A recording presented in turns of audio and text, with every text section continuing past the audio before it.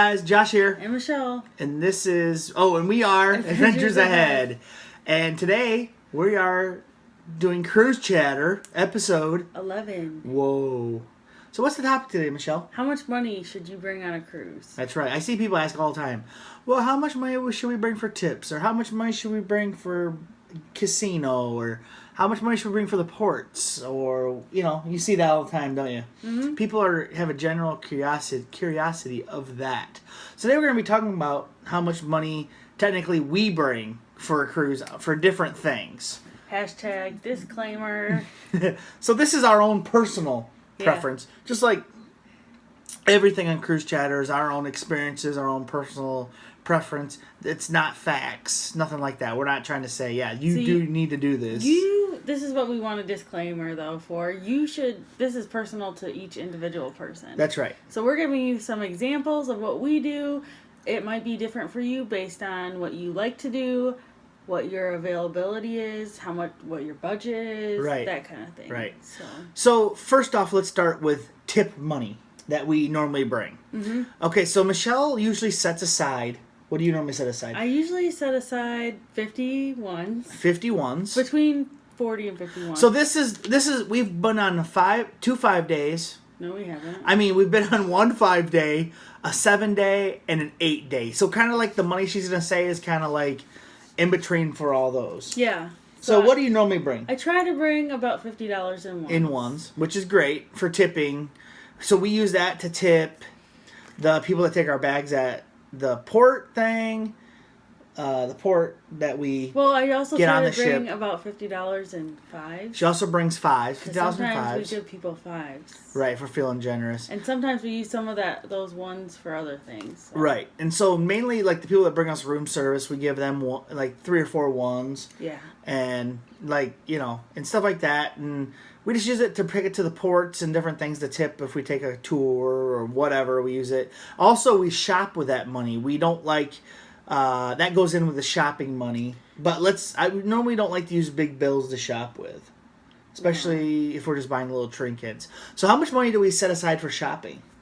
Well, it depends on how many ports we're going to, but generally, I would say the rule of thumb that we use and that works for us is $100 per port. Per port, per person. Mm-hmm.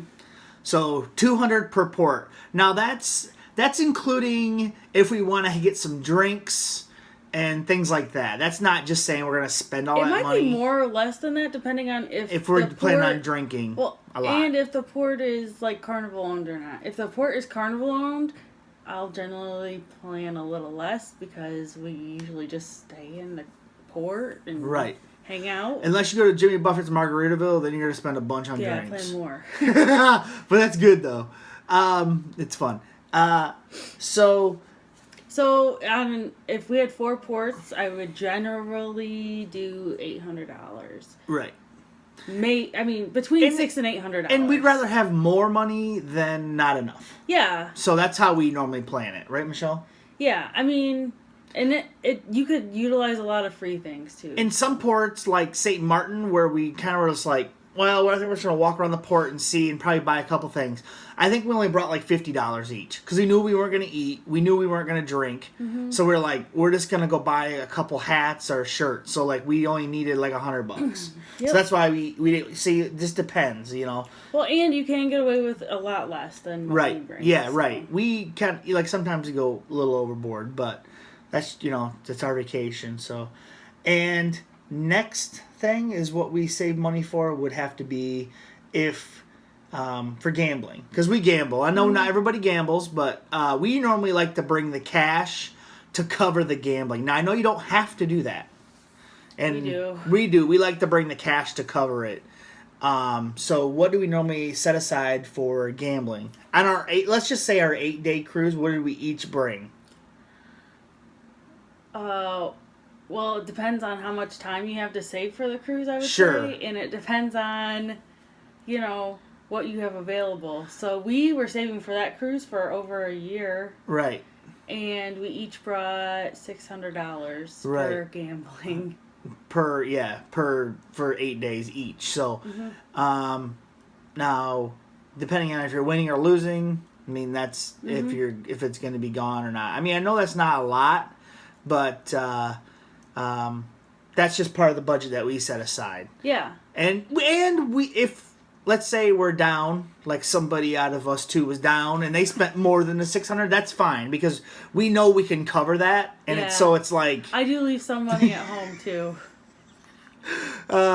We know we can cover that, especially if the other person's way up and the other person's down. They know they can cover it, so we just spend a little bit more. You know, it's our vacation and we have fun. So, and like last time we got the Cheers package, so we didn't have to worry about this. But normally, what do we set aside for drinks? So if you don't get the Cheers package, like on our 5-day, what do we set aside for drinks? I think $250 each, or like $200 each. Yeah, 200.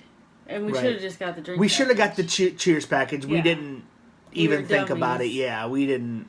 We thought, oh, we're not gonna drink that much. Wrong. So something I should say is that $100 per port money. Sometimes that also covers stuff that we buy on the ship too. Sure. And see, we buy things on the ship. We don't necessarily spend $800 in 4 ports. Right. I mean, we also buy things off the ship. With that. And and that all goes on our card, and then we just use that. We save the cash and then put it towards it later at a different point.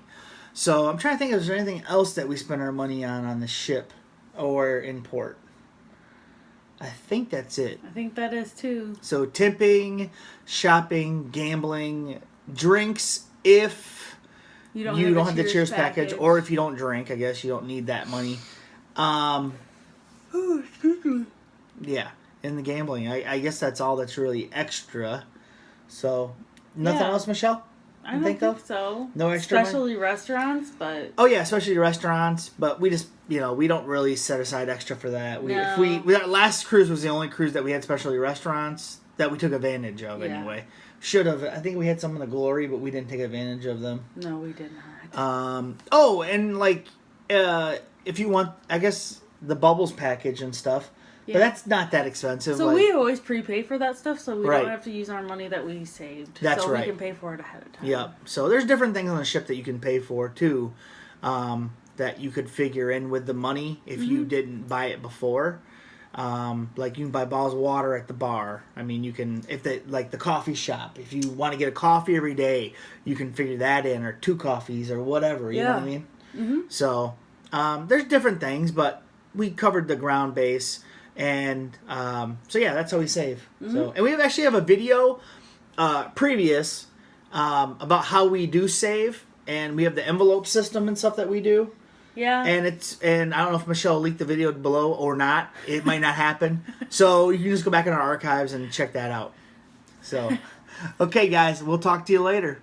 Bye. Bye.